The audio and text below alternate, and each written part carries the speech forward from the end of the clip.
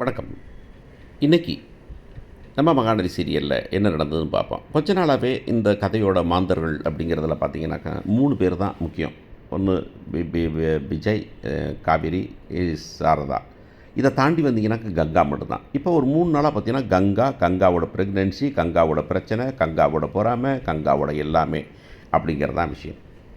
கங்கா ஒரு நார்மலான பொறுப்பான அக்கா அப்படிங்கிறது தெரியும். அவன் அந்த பொண்ணு வந்துக்கிட்டு நம்ம இந்த கலெக்டரை வந்துக்கிட்டு எப்படி பண்ணாங்க அப்படிங்கிறது தெரியும். இடையில ஒரு டைமில் வந்துக்கிட்டு லேசாக கொஞ்சோண்டு அந்த பொண்ணு கொஞ்சம் பொறாமையில் வெந்த மாதிரி நமக்கு காமிச்சாங்க. அது பொறாமைங்கிறது ஒரு கம்பேரிசனாக இருக்கலாம். இது மனுஷருக்கு யாருக்குமே உள்ள சாதாரணமாக மனுஷருக்கு ஏற்படைய உணர்வு.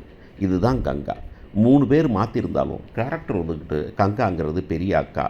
அந்த பொண்ணுக்குன்னு சில பொறுப்புகள் இருக்குது அப்படிங்கிறதுல தங்கச்சிங்க மேலே அப்படி ஒரு பாசம், அப்படி ஒரு அற்பு எல்லாமே வச்சுக்கிட்டு இருக்கு. அதனால தான் புருஷனோட போய் தனியாக போயிடலாம், தனியாக போய் வாழ்ந்துடலாம், நம்மளும் டெய்லர் அவரும் டெய்லர் இல்லாமல் கூடவே இருக்கிறது காரணம் அவங்களால போக முடியாமல் இல்லை, நம்ம வீட்டுக்கு நம்மளும் பொறுப்பாக இருக்கணும் அப்படிங்கிறது தான்.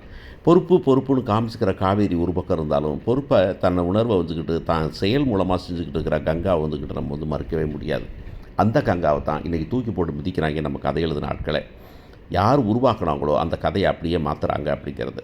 ஒரு பக்கம் அப்படி பார்த்தாலும் இது வரைக்கும் இருந்த கங்கா திடீர்னு இப்படி மாறி இருக்காளே, அவளுக்கு வந்துக்கிட்டு சொன்ன மாதிரி வந்துக்கிட்டு ஒரு இந்த மாதிரி ப்ரெக்னன்சி டைமில் கொஞ்சம் ஆட்டம் இருக்கலாம், ஊசல் இருக்கலாம் அப்படிங்கிறத வந்துட்டு ஏன் உணர்ந்துக்கலை அப்படிங்கிறது தான். பாட்டிலேருந்து ஆரம்பித்து இந்த பொண்ணை வந்துட்டு ஒரு குப்பைக்கல் மாதிரி ஒதுக்கிடுறதும், காவேரியோட புருஷனுக்கும் இம்பார்ட்டன்ஸ் கொடுக்குறதும் அவங்களுக்கே உணராதா அப்படிங்கிறது தான். சரி, இந்த பொண்ணு இந்த தடவை குமுறின பிறகும் கொந்தளித்த பிறகும் ஏன் யாருக்குமே உணராது தோணலை அப்படிங்கிறது தான்.